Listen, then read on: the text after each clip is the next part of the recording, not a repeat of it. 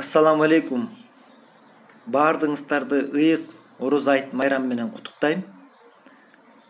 Бүгүнкү күндөн пайдаланып, ар бириңиздерге рахмат айткым келет.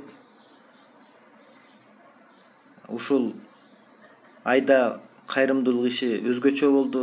Ушул айда ибадаттар өзгөчө болду. Мурун бир 100дөй, 50дөй адамга жардам берсек, кайрымдуулук боюнча бул сапарда 500дөй үй бүлөгө, 500дөн ашык үй бүлөгө кайрымдуулук боюнча жардам бердик. Ушул кайрымдуулук ишке, ушул жакшылык иште себепчи болгон ага энелериме, эже карындаштарыма рахмат айтам, терең ыраазычылык билдирем сиздерге. Кыргызда жакшы сөз бар, бир дарак бак болбойт дейт, бир аттан чаң чыкпайт дейт. Пайгамбар алейхисаламдын хадистеринде келет көп маанисинде ошол жамааттын берекеси бар деген. Дагы бир хадис бар, жамаат менен окулган намаз 27 эсе көп дейт, жалгыз окуган намазга караганда. Ошол сыяктуу могул жакшылык кылган иштерибиз жамаат менен кылган. Бул Аллах Тааланын алдында дагы соо эселенип берилет. Өзгөчө ыйык Ороз айында жасагандык үчүн. Жамаат менен кылган иштин дагы таттуулугу, рахаты өзгөчө. Бул ыйык Ороз айында мен билдим аны.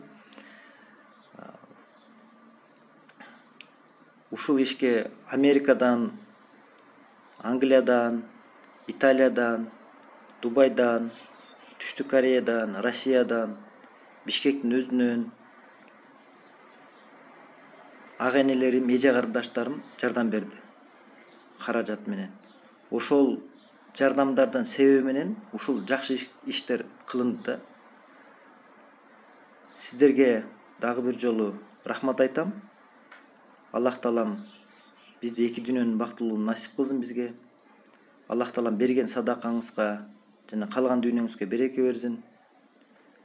Бизге пайдалуу илим, берекелүү рызкы, өзү кабыл кыла турган амалдарды жасашты насип кылсын. Мен ишенем.